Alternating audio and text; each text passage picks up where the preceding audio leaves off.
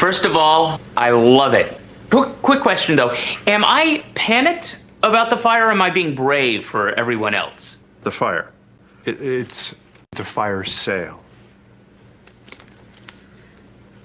Oh. Okay, I didn't, well, let's give it a shot. Oh my God! We're having a fire sale! Oh, the burning! It burns me! Evacuate all the school children! Oh, me! This isn't a fever! Sing, Gray! Can't even see where the dove is! And scene.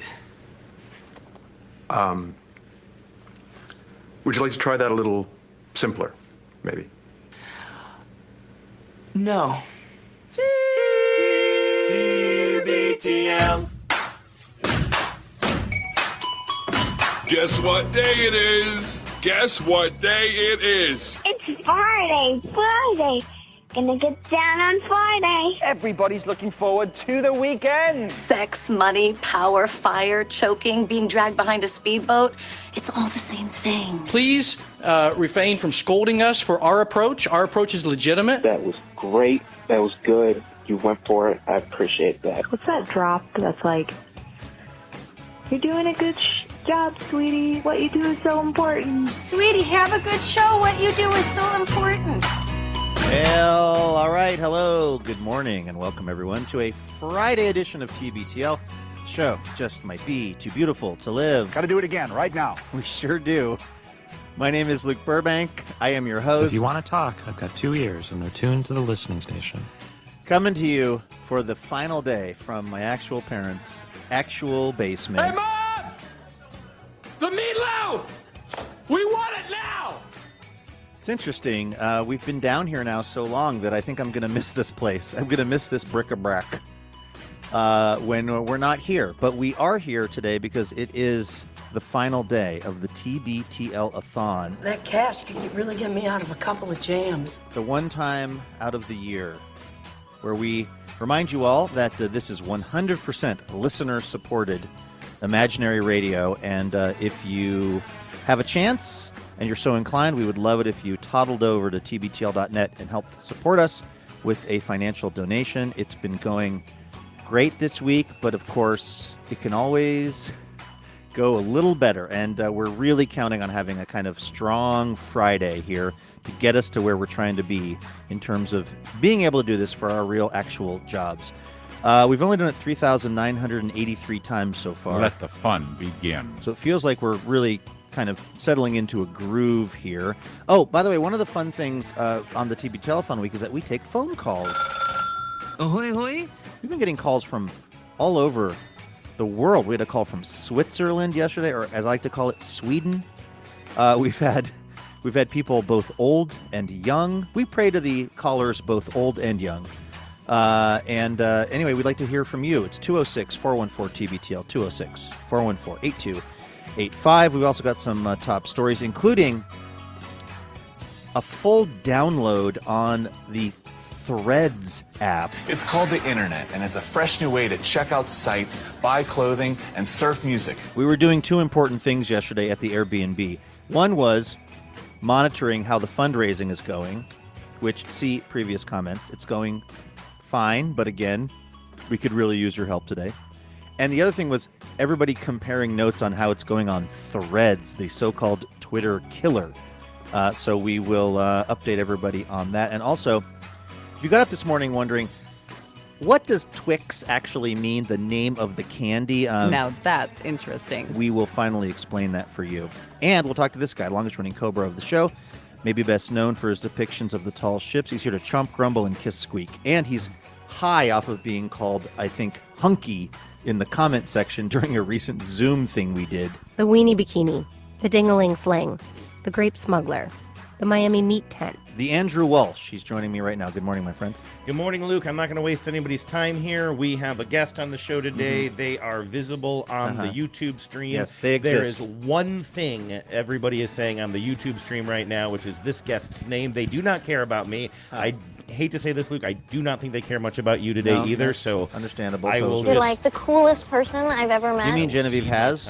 Yes. Welcome to the show, Vives. Thank you. Thanks for having me. It's exciting to be here on the final day of the drive. You're injecting some much-needed intelligence, creativity, cleverness into let's be honest, is a flagging broadcast here on day 5 from my parents' basement. So These are tall orders, but I will try to deliver. Hey, Viv, say something clever. Oh, no. Also, please, let's not sleep on TBTL employee numero uno, our good friend, the VP of, what is it? The VP of Finance and Operations. I love pickles. It's my heritage. I love a pickle. John Skleroff, welcome. Good morning. Good morning. Okay, here we are. How's everybody feeling here on day 5 of this thing? You know, I'm here.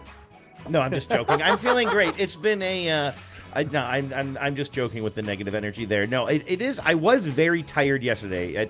At one point, I was working on some stuff on my laptop in the common area of the Airbnb we're staying in, and you just turned to me. Which, by the way, is tearing my parents' relationship. Oh yes, more on that in a second.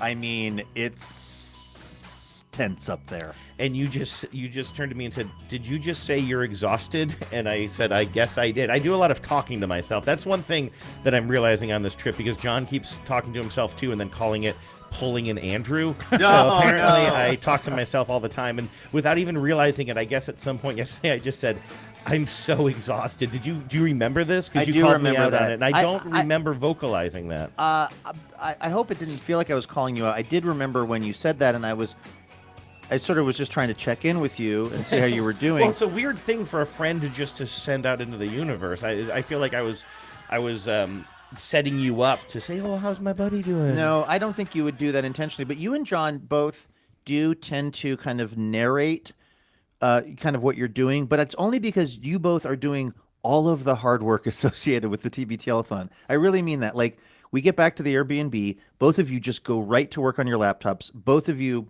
occasionally vocalize whatever it is you're doing, and then I just go lay down in the yard and unbutton my shirt and start shedding clothing. Exactly. Vives, are you used to Andrew's kind of self-talk? Oh my gosh, it's relentless. That wasn't where I was trying to take this. Are you serious? You know how Bob Belcher in Bob's Burgers talks to the food? "Oh, my little burgers, you're going to be all salted and peppered in a minute here." Well, that's not talking to myself. That's talking to my food. That's different. But you talk to all the objects in your life. So if you're puttering around the kitchen, you're like, Billy Joel, we did start the fire. I will. I don't think I talk to everything. I wasn't trying to talk make to this. everything. I wasn't trying to roast Andrew on this. When I'm making food, I sometimes talk to the food, which you should do. Yes. To honor it. Absolutely. I talk to the plants sometimes if I'm spritzing them, which I Right. do a lot. In How are plant the hospital? plants, by the way? Are the plants okay? I don't know I don't know how the plants are doing. All right, I kind of abandoned them. I asked our good friends, Camaro, Kevin, Anita, to watch the cats for us. And I did not want to, since it was such a late ask, I basically the night before I came to meet you guys, I said, "Hey, can you come up, feed the cats?" And I didn't want to add anything to that, like, "Can you water the plants?" Right. So, you know what I did for my tomatoes in the backyard? I soaked them. And then I didn't want to ask any extra favors, like, "Can you water the tomatoes?" So I filled a wine bottle and I, stuck it in the dirt, and then it, as long as it's saturated below the wine bottle, the water won't come out. But as the dirt dries, it'll let the water out a little bit at a time. So it won't last the whole 3 days, but it'll give me some grace period on the watering. I have seen that move and never understood what it was for. I thought somebody just enjoyed the wine so much they spiked it into the ground like a football. Like, I'm serious. This wine was good. I never put it together. That's such a clever hack. Yeah, I love clever hacks. That's mostly what I do on Instagram, is like sewing, gardening, and woodworking hacks. Sometimes if I'm talking to myself too much, Genevieve just lays me down and sticks a wine bottle in my mouth with wine. With wine, in it. sure. Sometimes a Jim Beam and bottle. as long as it's you're saturated, it won't pour out. I'm good for like 3 days. Yeah, definitely. If you'd like to give us a call, the phone number is 206-414-TBTL, 206-414-TBTL, to check in on us here on the TBTL-a-Thon Day 5. John, how, as the Minister of Finance on this program, how are you feeling about things here on Day 5? Do you feel like you are going to have a job on Monday? Yeah, I do. I think we're doing really well. It's really encouraging to see. Of course, I think we've been saying it's expected because of the generosity and how awesome this community is, the Tens. But we could be doing better. You know, it's one of those things we've started to say this last couple of days. If you're like waiting to like, when's the time? You know, this is it. This is it. And so yeah, we're doing good. But now, there's historically, in public radio fundraising, which we are no longer a public radio show, I want to be very clear about that. Right. If you're trying to write this off on your taxes, talk to Slow Down. But in public radio fundraising, historically, there's always a kind of a Friday bump. People are waiting, as we used to say on the show, for the eagle to shit, i.e. people are waiting to get paid, things like that. This show works a little differently in that we have a small but extremely fervent group of fans who the real core folks jump right in. Like even on last Friday, a week ago, when the site went live, we had a lot of people donating, which we really appreciate. I'm hoping that we will buck the TBTL trend this year, which is to say we'll have some late donors, some people that actually are waiting until Friday to donate. We're really hoping for a big bump today, which is not always how it goes on this show, but I'm daring to dream. This is a whole new phase for the program as we are independent. Looks like we have a call too, Andrew. Yeah, we have a call waiting for us here. I think, I don't know if this is appropriate or not, but I believe this is another actor. Now, we've already heard from one actor this week. I have a sound effect for this, actually. The weenie bikini. Hi, you're on TBTL. Who's this? This is listener Danny. Hey, how's it going, Danny? fellas? How are you? Hi, Danny. Thank you. I'm good. I was not expecting a weenie bikini introduction, but hey, I'll take what I can get. Nobody ever expects the weenie bikini I don't want to put you on introduction. Front Street, but I have met you, Danny, and you're very hunky, and I think you could pull off a Miami meat tent. Well, I'll take your word for that. You literally, my wife is in the kitchen right now, and she almost snarfed into her water. Now, Danny, we were just talking about the fact that we are doing a TBTL-a-Thon right now. I do not want to put your private business out on Front Street, but how much can you share with the listening audience regarding what you told us via email about kind of what's going on in your life right now? I.e. being a working actor during a writer's strike. Exactly. Oh, I'm gonna for the whole deal so that nobody else has an excuse. So no. We're not trying to get into your finances. We just want to know what it's like to be a person who relies on the Writers Guild of America to write the lines when the Writers Guild of America is not doing that. Oh, well, turns out, it's real hard to shoot TV when there are no scripts. So, yeah, it's been a lot of theater auditions for this guy recently. I dusted off the old equity card, which I had to take out of mothballs. Can you share with us some of the productions you've auditioned for? Oh God! So everything that I could. So there are these things called equity principal auditions, which are basically like any time that there's an equity production, they are obligated to have a public audition, even if the show is completely cast. Oh, that sounds fun for you. Yeah. Oh my God, it's a blast. I mean, honestly, I don't mind it because to me, it just takes all the pressure off. Where it's like if you go into an audition going, "Oh, the show's already cast, so there's no way that I'm going to book anything here." It's just a chance to have some fun, and there's nothing riding on it anymore. And then if you get a call back, hey, that's just gravy. It's like when you go into a job for that you're really excited about, but then you find out there's an internal candidate, and they just legally had to open it up, and you're like, "Well, I guess that's how I got this job." Yeah. Now, for folks that don't know, Danny is an actor in New York. You're on the television show FBI, and so are you? Tuesdays at 8 o'clock Eastern Time. That's right. Are they? Wait. Still I don't airing think you're it, though, allowed right? to be promoting things during the strike. No, he's allowed to. Are you kidding me? Well, there's no episodes right now, so there's nothing to promote. Okay. Wait, so is it, they're not in reruns or anything? I'm sure they're in some kind of syndication, but again, like we were able to shoot out the rest of our season. We were on season 5, and right when the writer's strike began, we had scripts written. So we had like 2 more weeks left of shooting, and so we had to we couldn't do any rewrites. We had to shoot what was written. But we were able to finish the season. So how do the rewrites usually work? Like, is it you shoot a scene and the folks in charge are like, this isn't working, and then the writers furiously rewrite it? Or when do rewrites come into play typically? All the damn time. Right when you've learned your lines? Yeah, exactly. So there are new pages that the actors get on the day. So like, you know, the principals will get like there's a color coding system for the scripts, and so it's for the way for production to keep track of which edition of the script it's on. So it goes from like white to blue to pink to, and then like, you know, there have been a lot of rewrites when you're getting into like, yeah, this is let's break out the goldenrod page. Burnt sienna. Yeah. No, exactly. It's like there's like double blue at some point. It's just like, oh man, they Triples are best. But it's Danny, like you could. My question is like, what are they rewriting for? Are they sharpening the dialogue? Like, is it just that somebody is arbitrarily being like, make it better? Like, what are they trying to solve for? I mean, it could be anything. There could be like a character that was supposed to be in a follow-up episode that they're referencing that for whatever reason the actor had a commitment that they can't get out of, and so they have to write that character out of this episode.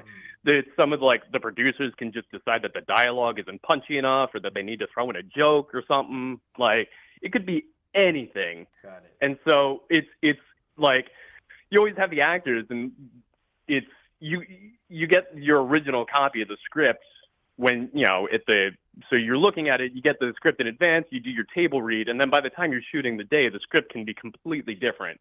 And so they're usually, again, they're getting new pages on the day, so they're off in their dressing room trying to memorize the scene that they've already prepared for, and it's like, oh, well, now the dialogue has changed, so let me go try to, you know, memorize this as fast as I can before we're shooting it in the next hour. Were there parts of the script that were just sort of sketched out that they couldn't actually finish by the time you were taping it, and so you had to actually have like Detective Brown just say, et cetera, et cetera, et cetera, or TK, TK, TK?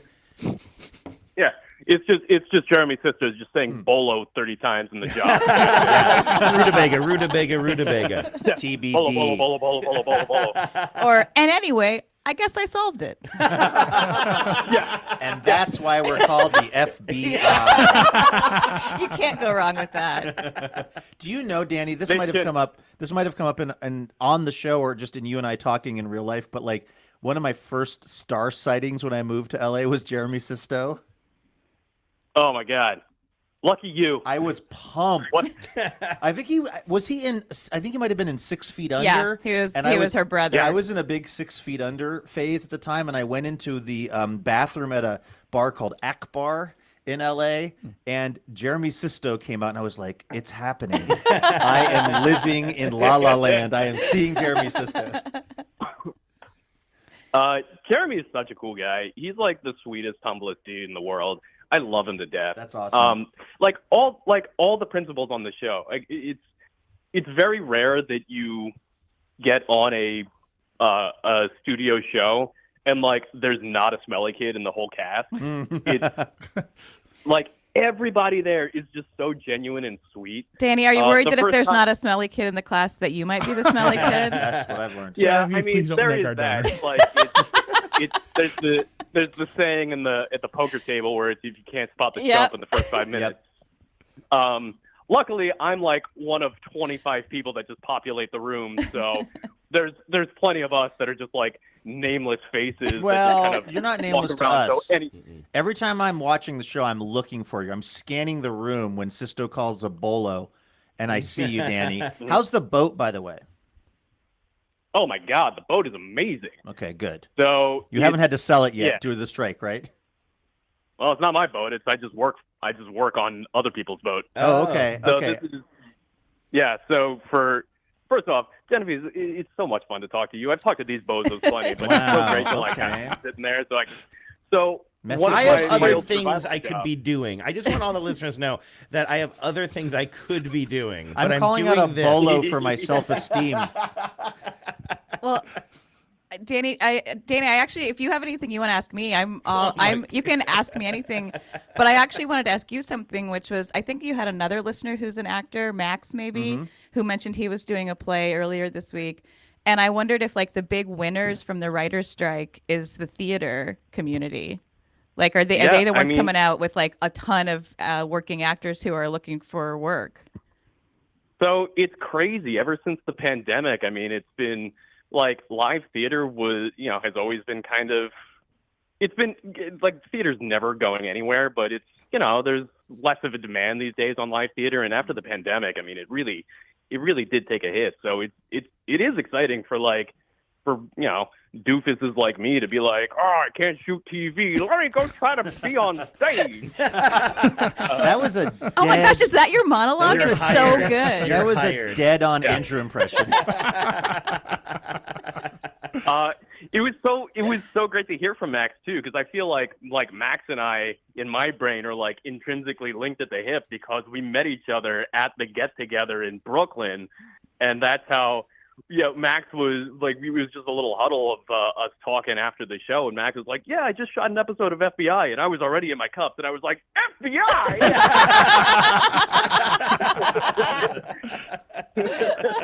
Do you have a background, Danny, in doing theater? Like, is that something that you enjoy and that you feel comfortable doing? Because it's a totally different world than television, I would assume. It's such a different muscle. I mean, it's one of those, like, one of the coolest things. I'm going to take it to sport talk for a hot second. One of the coolest things that from the ESPN Michael Jordan documentary, The Last Dance, that they talked about is when he went to go play baseball and how he had to like retrain his body, because it's all athletics, but it's a different muscle set to play baseball than it is to play basketball. And how he's a naturally athletic dude, but it's just like one of those, when you go from a different sport, you literally have to just train your body differently. And that's kind of like that was just like, oh, I never thought of it like that. But that's like, there's different things for theater and film where it's, obviously like film is very, very tight. The camera's 3 inches from your face. So everything is very small. It's all in your face. Every little wince in your eyes and in your mouth, everything is how like so minute. And, obviously theater is you're playing to the back row. But even just like, again, like talking about like memorizing new lines on the day, an hour before you shoot it, but then it's done. It's shot. It's in the can. You never say that again. Whereas theater, you're starting in the beginning and you're living through the experience of the character from start to finish over and over again every night. They're both really challenging and they're both super fun in their own way. So it is something that I have a background in, and I love to get on stage whenever I can. Were you like in every high school production at your high school? Oh, hell yeah, buddy. What was a memorable for you, like production you were in, play, etc.? I'll start. I was in Colby 5, God Uses Kids. I was going to say.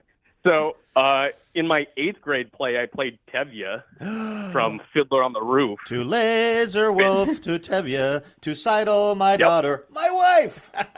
That's the one. I wish that was the first time I sang that song this week. It is absolutely not. I heard you singing that in the shower the other day. By the way, R.I.P. Topol, who just passed away. I know. I don't know what that means. He was the guy who played Fiddler. He played Tevye in the film production of Fiddler on the Roof. I didn't realize that. So, but you're telling me, so the point of all this is that Michael Jordan played basketball as well as baseball. That's news to me. I think that the SNL sketch that perfectly summarizes Michael Jordan's overly competitive streak was based on the scene from that docuseries where he's playing like quarters against like a person who is just like a security staff at the United Center in Chicago. And he's playing him in quarters. He's playing and he's just crushing this guy. This guy who's making like $3 an hour working security. And Michael Jordan wants to beat him. SNL did a sketch where they had, I believe it's Heidi Gardner, play the guy. And just by the end of the sketch, he's just wearing a barrel because Michael Jordan has so thoroughly fleeced him at this thing for like that means nothing to Michael Jordan, but means everything to this person. And that was when I was like, oh yeah, I think he might be a bad person. And I grew up idolizing Michael Jordan. Well, Danny, I man. just wanted to say to you, thank you very much, because, and again, not to turn this into not to turn you into some monetary lever, but it really was touching to get your email just saying, hey, listen, I don't know if you've heard, but there's something called a writer's strike going on. That means there are no lines for me to read. These are not the best financial times in the world, so I can only give X amount of dollars. And I will say the X that it was I'm $1,000 a month, by the way. Danny makes terrible money decisions. Yes, and it's so generous, and it really means a lot. And for you to think that you would have to apologize for donating anything to this show during this time, so thank you very, very much. And thanks for being part of the community for so long too. Yeah, of course, guys. I mean, I listen to you every night. You guys put me to sleep every night. It's amazing. We hear that. Hey, one last question, Danny. Is there what's the scuttlebutt on how long, being in the sort of acting community, how long do people think this strike is going to go? The last time the writers were on strike, it lasted 100 days, and we just passed 50 recently. And so again, you take this. I don't represent any kind of negotiation team, but I've heard you and Fran Drescher are in talks. Isn't she the head of the union right now? It's Fran Drescher is the president of SAG, and it's so wild. Like in my inbox, amongst like emails from my mom's cousin is asking if I'm going to be July 4th. I'm just like, oh yeah, Fran is emailing me to let me know how the SAG negotiations are going. I hope she's using the nanny voice while she's negotiating. Oh, it's every time that there's an email, I'm just imagining her I imagine that the paragraph breaks are punctuated by her laugh. Extreme Fran Drescher. So you're thinking maybe 100 days would be a kind of a likely thing, in that the last one went 100 days. Is that the point at which the rich studio heads finally break? So think about this. Right now, all the things that were shot during the spring are airing. So it's going to be the fall by the time that people are watching their normal TV, watching their stories, and there's not an update on how Cassidy is going to get out of this jam in the hospital. It's like, oh yeah. When the well runs dry, it's going to get very real for the execs. I mean, that's the idea. And so SAG's contract was actually up at the end of June, and they extended the deadline for negotiations, but we were asked to. Sorry, my watch was talking to me because it thinks I'm talking to it. That happens to me too. So we were asked to give our negotiation team pre-strike authorization because they kind of saw the writing on the wall, where they were like, we want to enter into these negotiations with the ability to just go on strike if we see it, if that's the tack that we want to take. And so it's kind of one of those, we extended the deadline for our negotiations until the middle of the month, but there is a very real possibility that not only will the writers, but the actors are going to be on strike soon too. So we'll see.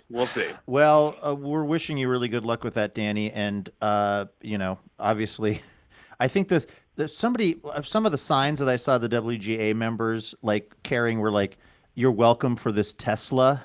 Because I just imagine the people that are, at the high levels of Netflix and the studios driving their Teslas to the lot on the backs of a lot of hardworking actors and writers. I will say, if there's any guild to go on strike, for the Writers Guild of America, the picket signs are on point. Solid. Solid. Yes, definitely. Yeah, I'm sure we've all seen, we've seen pictures where it's just give me fair pay, or I'm going to tell you how Succession ends. That's great. All right, man. Well, good luck, Danny. Thanks for calling in. All right, and fellas. don't go broke supporting us, okay? For real, dude. Yeah. Don't worry. Okay. Well, then up your donation. I don't know your life. And again, that's Female Bikini Inspectors, Tuesdays at 8. CBS. That's right. Federal. All right, guys. Bye, Danny. Danny just was like, all right, I got to get off the line He's like, now. That's this not is okay." endangering my recurring role on this sitcom. They hear that not sitcom, this drama. If they Right. hear that we're calling it federal bikini inspectors, we've got real trouble. Hey, let's talk about Threads for a moment, which do is it. not just a new drama coming to NBC on Thursday nights.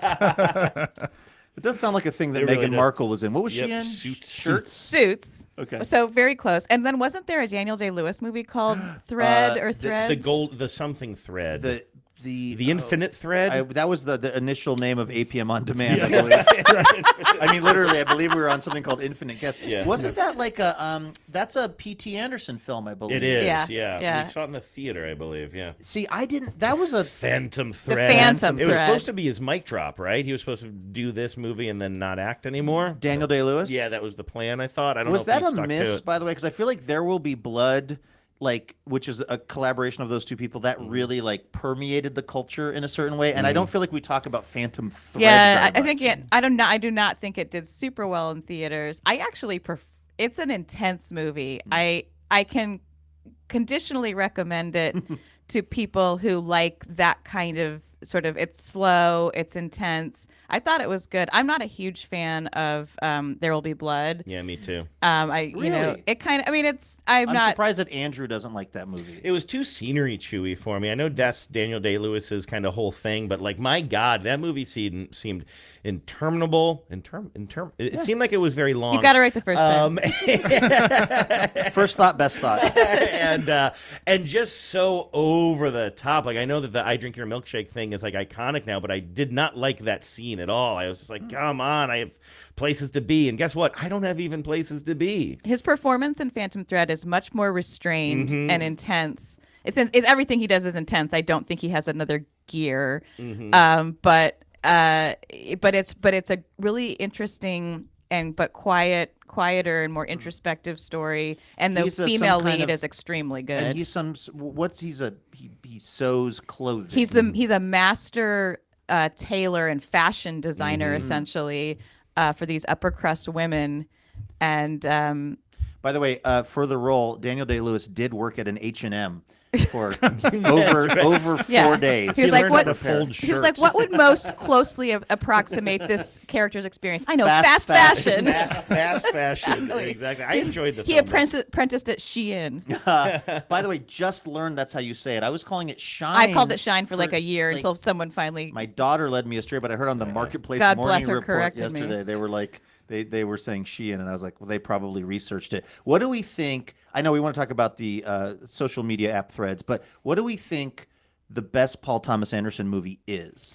Oh, wow. Because I know the answer. Okay, what do you want to start with? Boogie Nights. Boogie Nights, very good. A little formulaic, though, right? The whole kind of rise, from nothing, rise to stardom, and then So the plot downfall by is the own kind ego. of a little formulaic for you. Just I a can little see bit. that. It was a little like that whole that's how all of those kind of biopics at the time were, sort of. But I mean, a lot going for it. I'm not trying to be a jerk. I'm just saying if we're ranking within the P.T. Andersons. I just think there are so many amazing breakout performances. First of all, even I'm no Mark Wahlberg head, but even casting him as Dirk Diggler, I think was kind of, because at that point he was Marky Mark from the Funky Bunch. Yeah. It was And a bold move at the time. Philip Seymour Hoffman's character is just, I mean, there's just even Heather Graham, Roller Skate Girl, there's just a bunch of great performances. Burt Reynolds. Right. Don't sleep on Burt Reynolds. No, I wouldn't dream of it. There was a time, this is funny, I think this came up maybe off air earlier this week. There was a time when I would have put Magnolia on my top 5 movies of all time list. Now it's slid down pretty far. Again, I feel like there are some scenes in there that are just a little bit over the top in a way that I'm just kind of okay, everybody, let's just take a little nap and come back. But Magnolia, Somehow heartbreak feels good. Somehow napping feels good in a place like this. Somehow frogs coming down from the sky feels good in a place like this. I talk about structure and surprise. The opening of Magnolia is definitely top 5 movie openings of all time for me. And there are some really surprising things that do happen. So I love the structure and I love the performance of Magnolia. I don't know if the whole film stands up, but that would definitely be on my list. And also the Adam Sandler one is pretty good too. Oh, Punch Drunk Love. Punch Drunk Love is pretty good. Yeah, where he's trading in the yogurt.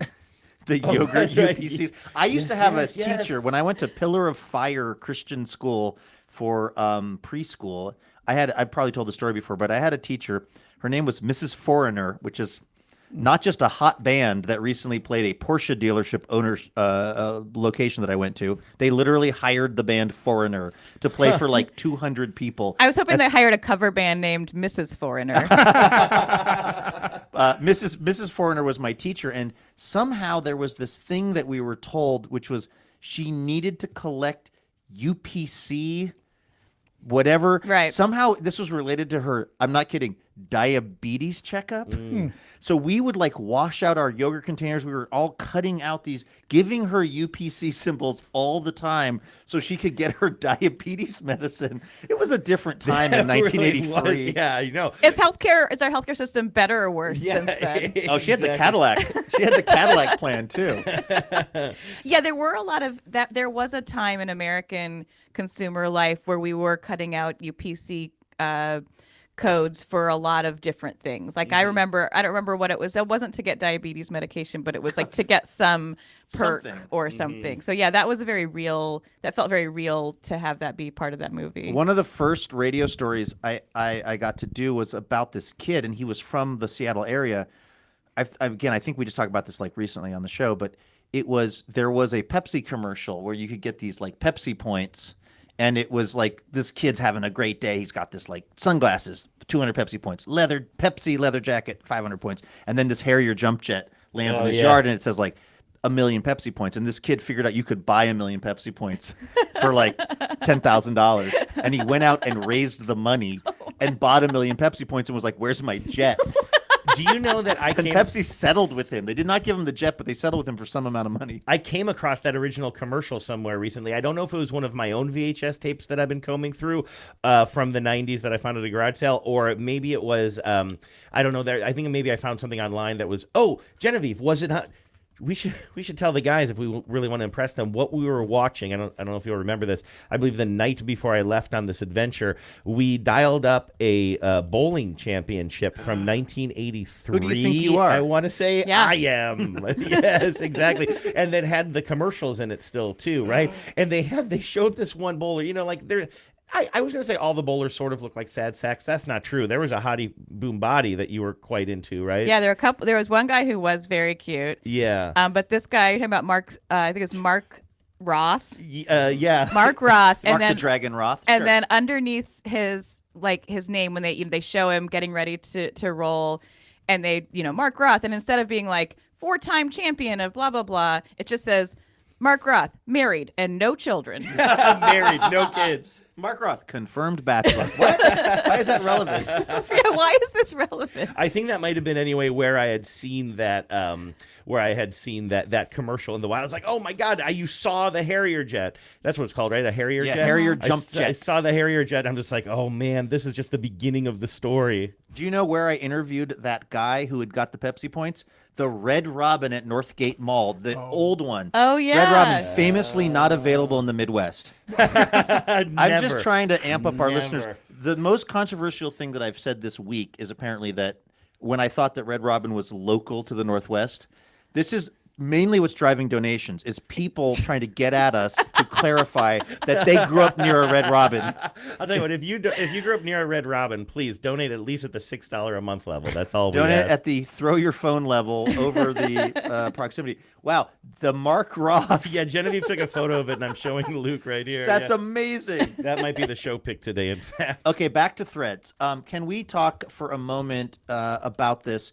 I am exceedingly chuffed about the appearance of Threads, how much interaction I'm getting on Threads. I've got it on. This is how you know I like the app, Vives. It's on the first page Screen of my one, phone. yeah. It's in the coveted screen one position. I've got 4. Not to brag, I've got 4 notifications.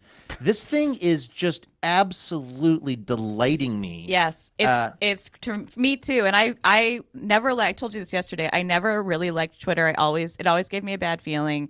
And then when Musk, started torpedoing it and making it terrible, I was like, great. I needed a tiny nudge to be fully off of Twitter. But I did miss reading it. I never really engaged with it, but I miss kind of just having it as like a place to check in on what was the zeitgeist. And I feel like Threads is going to be able to do it. I mean, the importing of me and everybody else in America who's on Instagram in the world was so seamless. Like, it's making me think, like, for better or for worse, Meta's figured it out. But Genevieve, do you have any feeling like this is going to be a less toxic environment, or whatever turned you off of Twitter? Do you feel like this is a better alternative, or this is just going to be? It's at least probably. I feel like at the moment, because I engaged with Twitter in a very passive way before Musk took over, and I was content to keep doing so. You know, I wasn't like militantly against it. I just didn't really I wasn't a huge power user. So if this is only as bad as it was before Musk took over, that's fine with me. That's I think that's a win. I do think people, are reporting that it is a less toxic place. I mean, it's like day 3 of it. Yeah. But it does seem like the especially toxic folks are still over on Twitter. It's like you moved out of a neighborhood where your neighbor sucked. Yeah, well, I mean, they're still there Musk sucking. set it up to be like, this is a sucky neighborhood, so hopefully all the suck people will stay there. I do. I mean, again, I'm historically terrible at predicting trends or what's gonna. I was actually, speaking of Twitter, and again, this is a story I've told so many times on the show, but I was at a thing many years ago in like Sonoma, this like get together of like NPR luminaries and other thought influencers before they used those terms, and I was talking to a guy who had founded one of the 3 founders of Twitter, and I thought, this is going nowhere. So that's my history with predicting things. But this does feel like a Twitter killer to me, because I just feel like the people like me who've been itching for Twitter but don't want to be there are just vibing. Like I think they were added like 20 or 30 million people in the first couple of days. Yeah. It's all the people I like are on there. And Yep. again, it seems like it's not as bro-y. The funny part is everyone who's defending Twitter, because I keep seeing on Threads people roasting Elon Musk when he's retweeting things that are defending his position, and they're all from an account that has Doge in the name. Like it's not his account, but it's like Doge dude says like F you Threads, and then Elon Musk is like just retweeting like an emoji that's like thumbs up. Yeah. Are we sure it's not a burner account? I wouldn't put it past him. No. So are you seeing Musk on Threads himself? He is. I don't think he did say something, and I'm paraphrasing. He for sure has a secret account on 100%. Threads. Yeah. He said something early on, like by early on I mean 2 days ago when this thing launched, and I'm paraphrasing, but it was something like, it was the weirdest statement I thought. He said, it's better to get the approval of a bunch of strangers than, or it's better to get roasted. Again, totally paraphrasing. He was basically, it's better to get roasted by a bunch of strangers than to just get the approval of your friends. Meaning, attention. Like being on Twitter, even if people are like trolling you, is better than just being in this little like womb that is Threads. Day 2, I can report that's not true. Yeah. I'm really, I wasn't the person who got particularly roasted on Twitter. I didn't put that many hot takes out. I tried. But that's why I blocked you. But I'm loving it over there, and it turns out I don't need the approval of a bunch of strangers as long as the people that are following me on Instagram give me the love. It's causing the same little dopamine drip. Well, and too, I think once the content on Threads stops being all about Threads, which it currently is. Yes. It's going to be really interesting to see how people start to have real conversations again. And Twitter and Threads and whatever else on the internet doesn't need to be a place where we all agree. And I actually think it would be better if we weren't all just in our own echo chambers.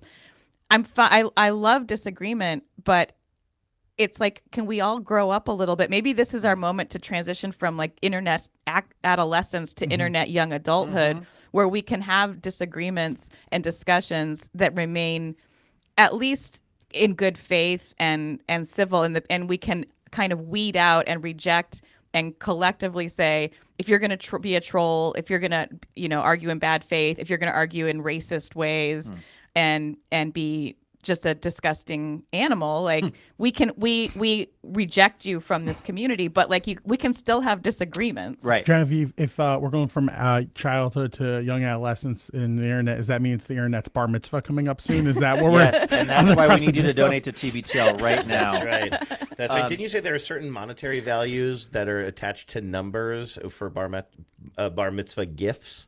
Yeah, so there is as the resident Jewish person on the team, there is something called Chai, like when you hear L'chaim, which means like it's a cheers to life. And Chai is the letter. I heard the song. Yeah, the number 18 in Hebrew, and that is so people will give gifts that are multiples of 18 as like a way of like saying good luck. So if you get like a check from your grandmother for $36, it's like good luck to you kind of So thing. how would you feel about like a $36 a month level from a donor to TBTL? That'd be pretty good. That'd be right? pretty sweet. 36 and the math up from there. Great. How would Todd Stout feel about that? Andrew, have you put the Todd Stout coin? By the way, I want to mention at the $10 level, if you can support us at the Susie Burbank level, which is $10 a month, you will receive a commemorative I Saved TBTL coin. It's a real thing. It really says I Saved TBTL. If you're in a family with other listeners and you want to really flex this Thanksgiving, that would be a good way to do it. Just throw down that coin. That being said, we have some proof of concept that John got from the people that make the coin. And one of them we've been talking about is Todd Stout, founder and president of something called the First Watch partnership. But Andrew, you've been, as you say, it's a handsome coin. You've been It is a worrying handsome this coin. coin. You've been kind of rubbing all up on this coin hell yeah, over the I course have of the been. week, but now you've put it in some kind of put protective it to casing. Is it sleep. because did you feel like you we're were starting to wrap up? Were you here. rubbing the coin too hard? Todd Stout said, "I love you too, but even love has its limits." No, John. I mean this. I did not mean this as a selling point, but actually, this little plastic envelope, the little vinyl, it's going to a little vinyl envelope. The coins do come in this because it is a limited edition, commemorative coin that says "I Save TBTL," or in my case, says Todd Stout, founder and president.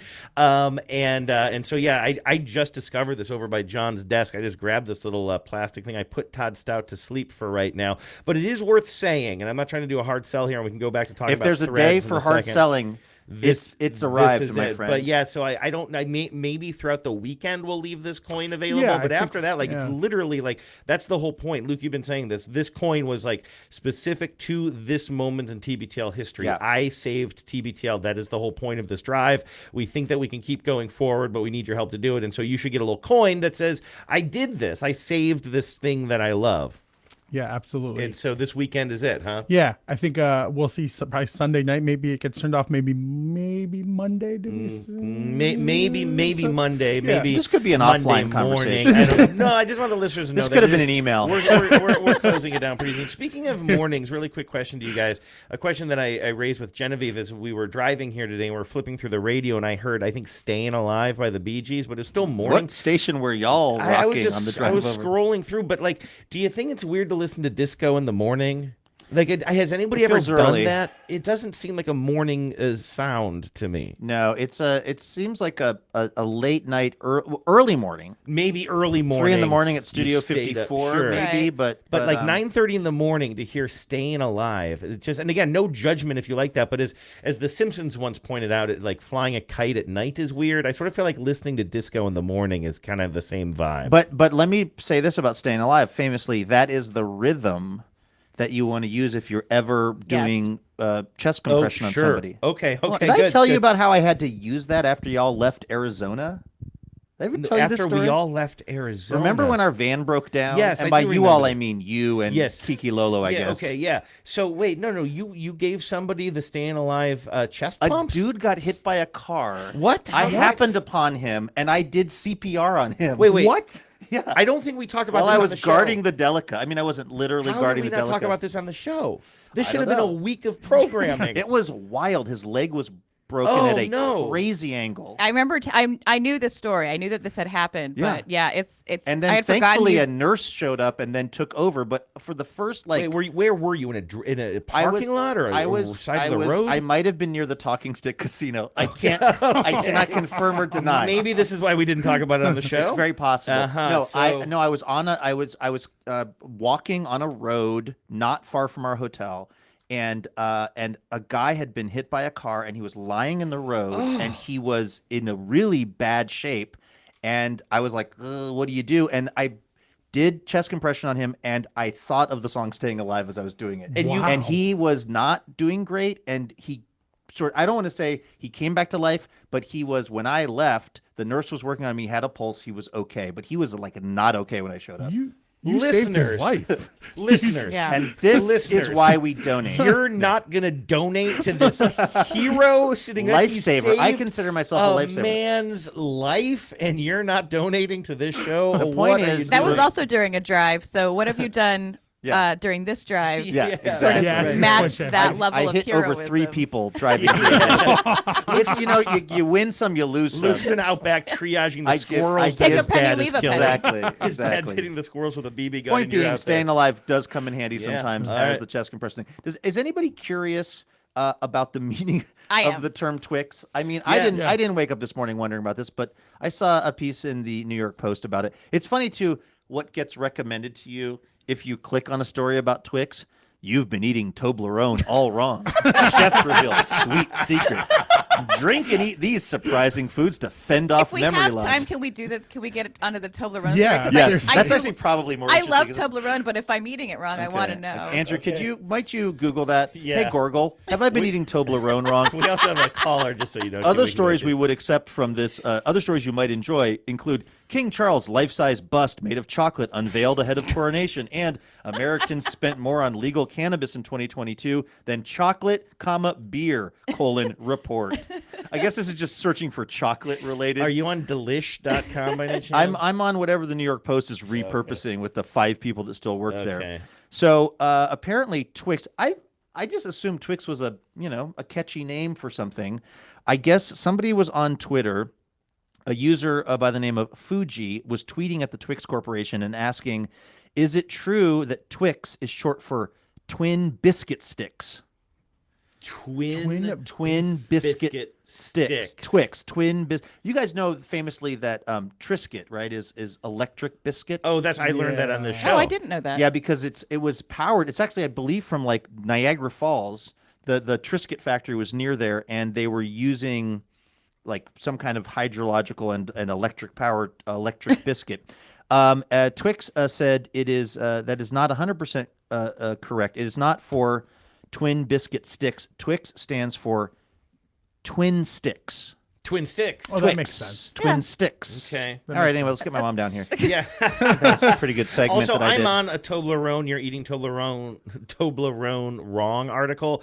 It You're doesn't eating a make Toblerone? Missed opportunity. There's a right way to rock and a Toblerone.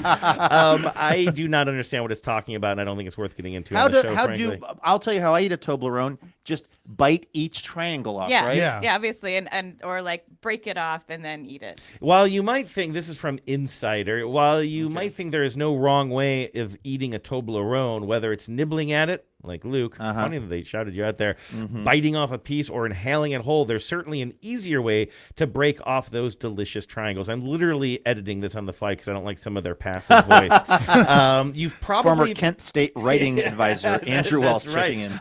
A peer writing assistant, Andrew here. You've probably been breaking pieces off by pulling them to the outside. This can take some dexterity and muscle power and often results in chocolate-covered digits. Instead, you should be pushing the triangles inwards towards the rest of the bar. A simple tap on the tip should do it. You tap it inwards and it breaks off. They want us to Voila. basically push on the top of the triangle instead of on the bottom. Yeah, this is worth Wow. it. They just needed I to fill somehow made space. this segment worse. Like the Twix thing I was did. not interesting. No, No. I did. No, you did my bidding. I Yeah. asked you to look up the Toblerone Are story. you I'm saying I was responsible just for all of following it. orders? That's a very touchy. Oh, okay. That article had did what its PR people intended to do, which was show me a bunch of pictures of Toblerone. So Did I it will move now the be needle getting for you? it. Really? Oh, I love a Toblerone. But also, like, yeah, presumably that was put out by the Toblerone people, Yeah. right? Like, they were like, what if we start a whisper campaign What's about a- how people have been eating it wrong? What's a fake controversy about Toblerone? Yeah. Well, speaking of, I mean, Is go this back. Toblerone blue or gold? I hate the whole Twix campaign, which has been going on for a long time, about like people competing over Left left versus or, right. That's the stupid. I hate those fake, Yeah. those fake controversies and commercials. Should we take one final call? Yeah, we here really of should, the because thon. this I've been person's- texting my mom furiously, and apparently she's on the exercise She's bike. on the exercise bike. They have a Peloton. How shocked would you be if you found out my parents have a Peloton? Pretty shocked. Yeah, no, they have, I think, some kind of bike my mom found by the side of the road. Yeah, I was gonna say that. No. Seems On so brand. I would be, if my mom does, hey, Ma, Can the you hear us? meatloaf. The We meatloaf. want it. I told her, I was like, hey, Mom, I'm going to text you later to come down on the show. She's like, okay, I'll bring my phone. Oh, hey, Mom. Come on down. What do we think? Okay. Do we think my mother has heard of the word Peloton? I don't know. Yeah, come on down. Come on down, Ma. We're ready. Should we take a phone call in the meantime? Let's do that. though? Let's buy some time Okay, here. so come on down, but we're going to take a phone call quickly, okay? So, Okay, hold on. I have a sound effect we have a for sound. that. Okay. Yeah, I wanted to be funny, but I'm just going to have to do The this weenie again. bikini. Sorry, that's our new sounder today. Hi, welcome to TBTL. Hi, how are you? Hi, who's this? It's Chris O'Leary from Brooklyn, New York. Hey, Chris, how are you? In Nottingham, England. Wait, what? I'm in Nottingham, England. Is there a brewery over there that needed exploring? Or a sheriff? I'm literally outside a brewery right now. So you've got me. The you've got brand me is pegged, I strong. get it. So, yes. But yeah, I'm disappointed. I was going to try to call earlier this week from Slovakia, which is where I was the last few days. Whoa. Because the greeting hello translated in Slovak is ahoy. And so I would have been able to say ahoy, ahoy. Ahoy, ahoy. I don't think that drop is appropriate here, Lee. No, I apologize. How's it going over there? Are you there for work or pleasure?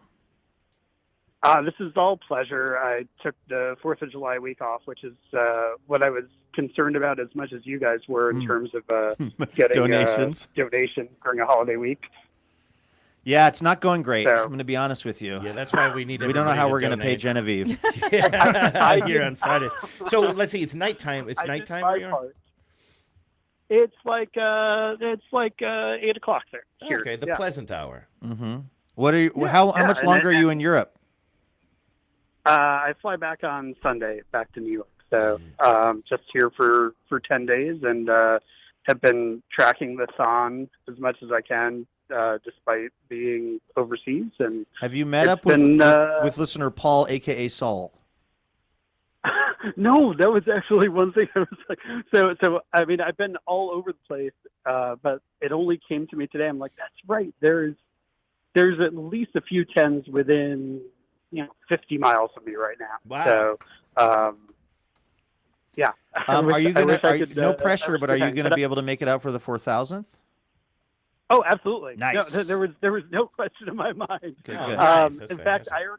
I already had a trip booked the week after to see the Red Sox play the Mariners.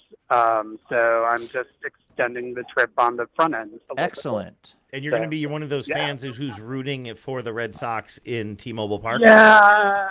I really. I In know a how nice much way. you We talk know about Chris. it. Chris is good people. Yeah, you're not going to be like the people. You're who not are going to be a like, mass hole.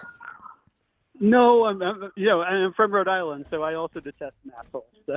Yeah, right. Yeah, we have a little competition between us. I have a dilemma that I need you to help solve that came out this week. Okay. On Wednesday, I got an email from my landlord saying that there was loud music playing from my apartment Uh-oh. late into the night.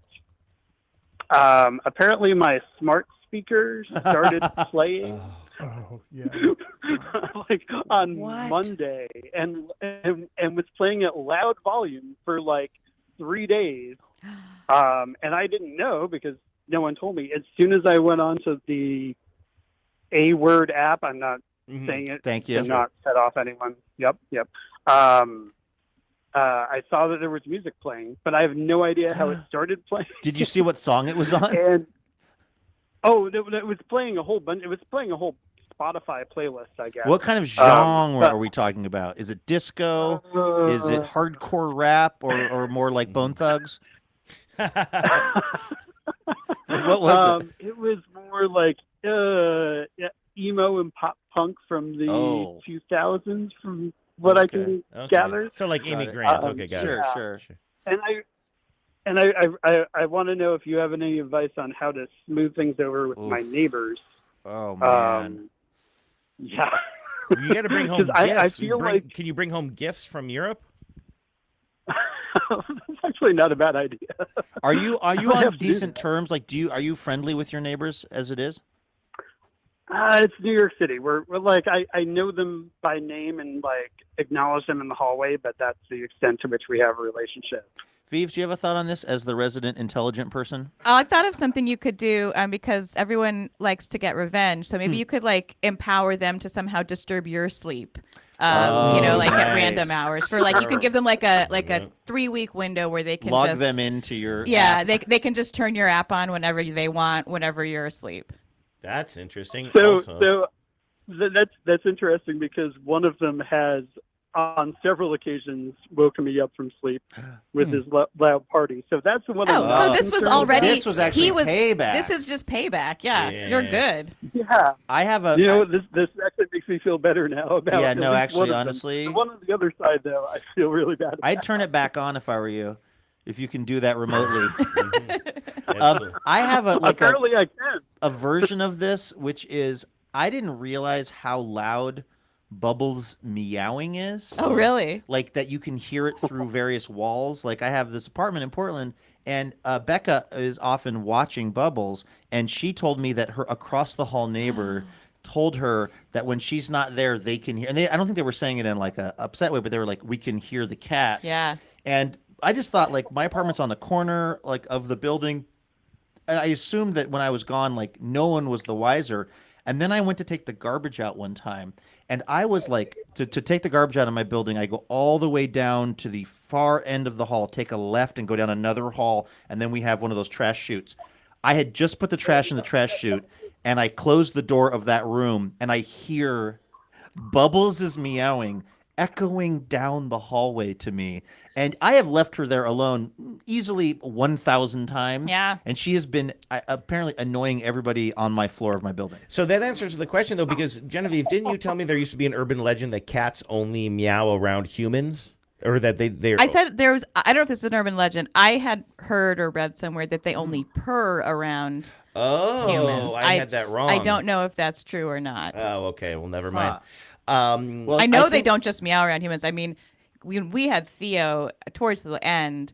Theo could be heard for miles. Yeah, that's definitely true. Yeah, definitely for Bubbles, it's her missing me, her being like, "Where'd you go?" Yeah. Now, what I don't know is how long does she do that? Is it just the time it took me to take the garbage out, or is she doing that for like hours and hours? Yeah, I don't know. Who knows? Yeah, Chris. Anyway, Chris, I would strongly suggest. I mean, I don't know.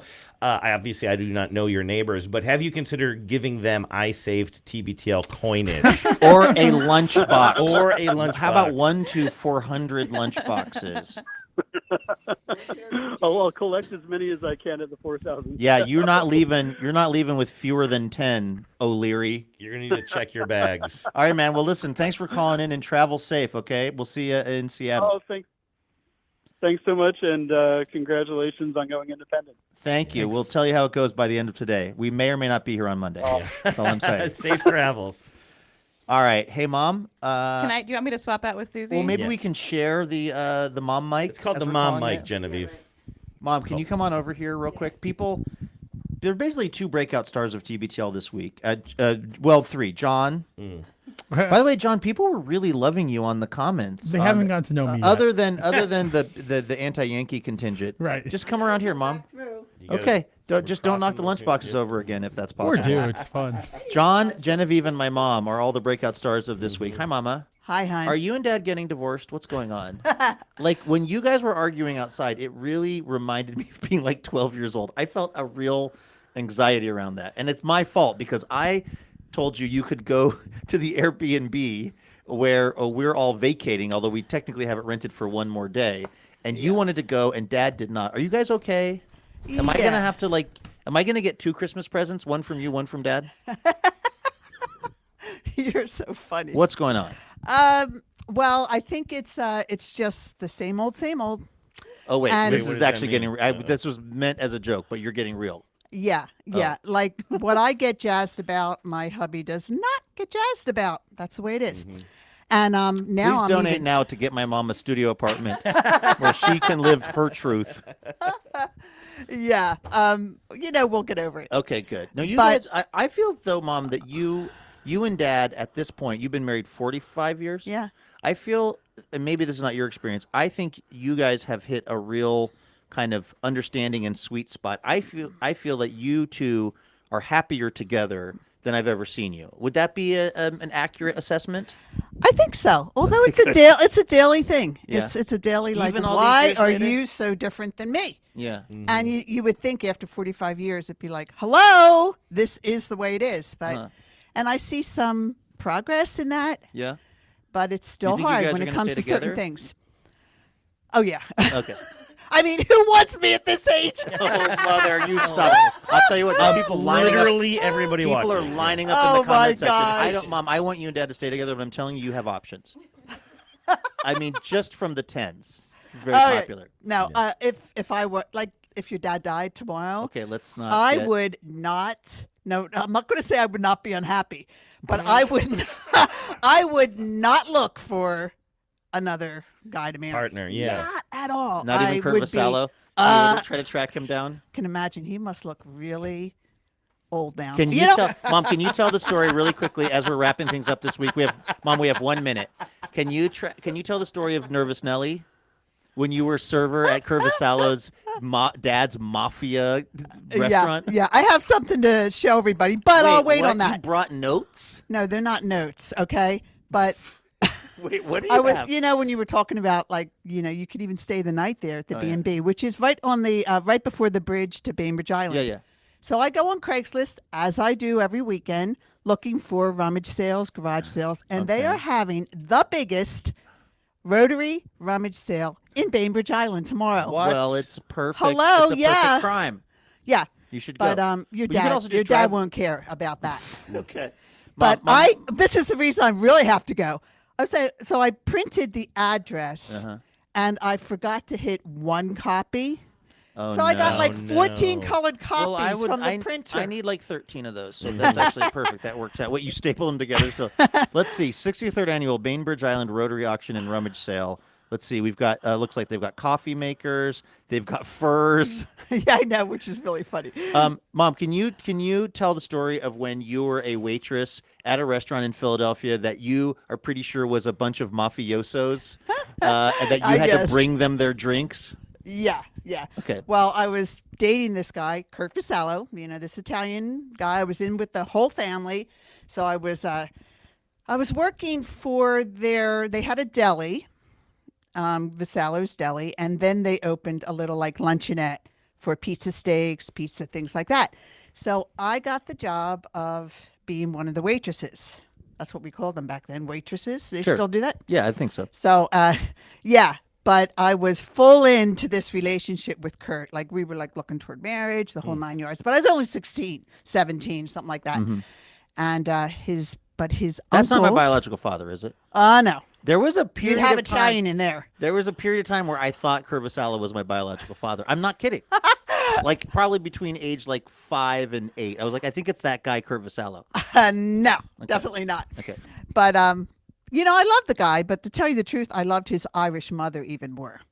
But she would've married gone to this the Italian. He would have gone to the Airbnb with you, 100%.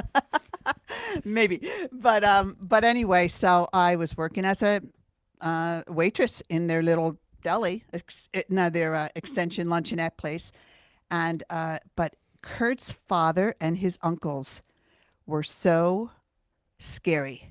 They were really handsome guys, Italian, really handsome. They had really nice stuff, great cars, but they had this like sort of like silence about them.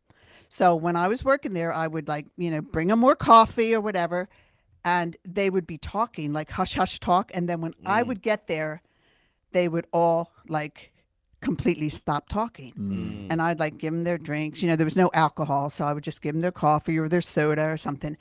And then I'd leave, and then I'd come back because it would always be like it was their restaurant, so they could sit there as long as they want, right?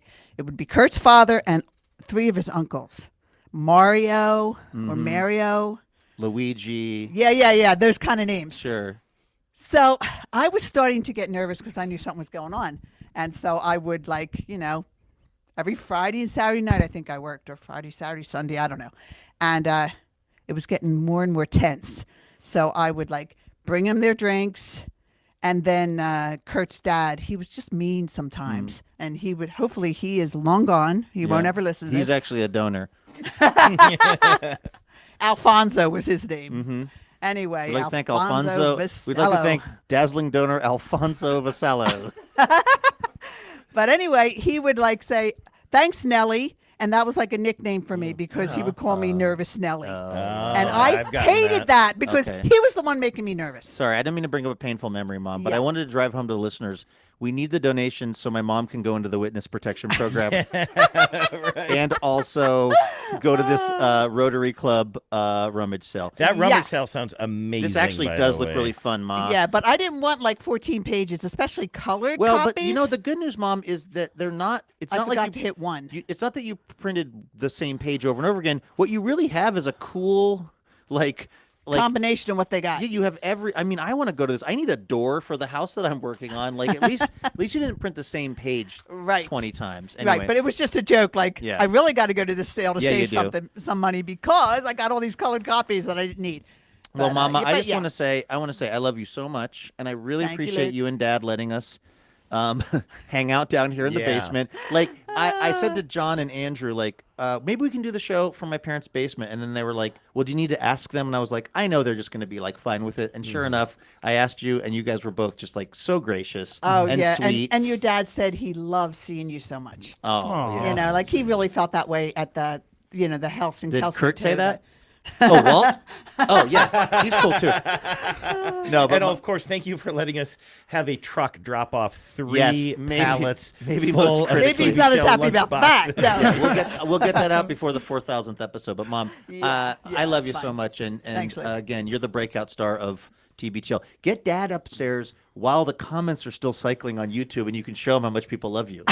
Maybe well, then he'll he's go to doing the his Airbnb. handyman job, so he's Oh, gone. Yeah. At the Annonsons. Okay. Yeah, it'll live so online for a hopefully while. things will get patched up. But you better believe I am going to not only go to that rummage sale. It starts at 8 a.m. I'm going to hang my hat at that place. Okay, You good. know? You do Okay. it, Mama. Have some fun. Okay. All right. We Love love ya. you. All right, Bye, Thank guys. you for so everything. much. There she goes. Susie Burbank for now. Maybe going back to Susie Kelly. We just don't know. We have more questions than answers. Anything else we need to say as we bring this TBTL-a-Thon to a close, my good friends? Thank you Yeah. to everybody Yeah. who's taken this journey with us. Thank you to everybody who has donated so far. If you haven't, it's not too late yet. Please show your support during this very critical time for the show. But we love you all, and thank you for being here with us, watching the live stream. A lot of Yes. the same folks. I see that we have Snacks the Bunny in the chat Oh, now. what up, Snacks? Yeah, it's not even a human affair anymore. No, it's it's all crossed creatures, all great kinds of and small. species. Exactly. And I do believe we are going to leave the button up. So if you're hearing this and it's like Sunday and you're just getting around to it, you still can donate. We're not next week. Hopefully, ideally, if we hit our goals, we will just be in gratitude mode. We'll stop with the sales pitch. But if you hear this, there's a decent chance you can go to tbtl.net and still throw a little money in the kitty. So thank you for that. Vives, thanks for being here. Yeah, Absolutely. It's so fun to. I it's so cut her fun to have mic. I cut her mic already. Yeah, That my was- mom. My mom was going a little long. I know. Can I just say one thing really quick to the listeners, which is that I'm so grateful for everybody who's donated. And I don't know, I'm sure the listeners know this about Andrew, but may not realize this about me, is that I'm not a huge risk taker. And Andrew and I together are not generally like huge risk takers. We've always been like sort of taken the safe road. And so it's been a really challenge, it's been a scary, exciting, but scary thing to do, to sign on to this new endeavor and to kind of let go of to do it without a safety net.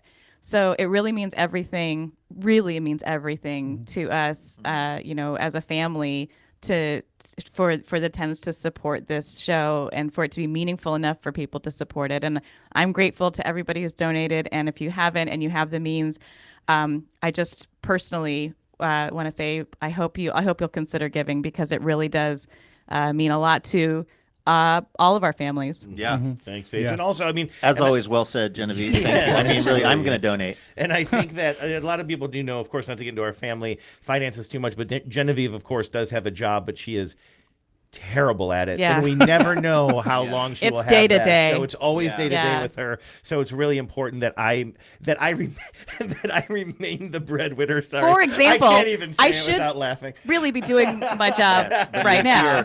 You're making a probably the most compelling argument for donating. I mean, for real. Thank you, Genevieve. That was eloquent per always. So, all right. Hey, John, thank you. Welcome to the Yeah, team. We love absolutely. you. Thank you. Oh, wait. Hold on. We have Hold some on, I gotta important stop the breaking music, news. stop the Is there music, another stop the rummage music. sale? Before we get off, Yeah. Your dad gave me a call. I didn't know it. Hold on. And he says, Breaking news. Where you at? Okay, And hold then on. he says, I'll go with you tonight out to Paul's boat. It's a Christmas miracle. The rubbish sale. Dad is going. They are going to Paul's boat. Ladies and gentlemen. Harmony is restored. Wow. You know, the best way to celebrate is by donating to TBTL. To celebrate Your my parents not donations being divorced. Made that happen. Okay, back to the Back to music. the Thank you music. again, everyone. We appreciate you. We love you, and we are just so absolutely grateful and humbled by the support. Again, we'll leave the button going through the weekend. So if you get a chance, please help us out. In the meantime, have a great rest of your Friday. Have a great weekend. Go Mariners. We'll see you on Monday. And please remember, no mountain too tall. And good luck to all. My parents aren't getting divorced.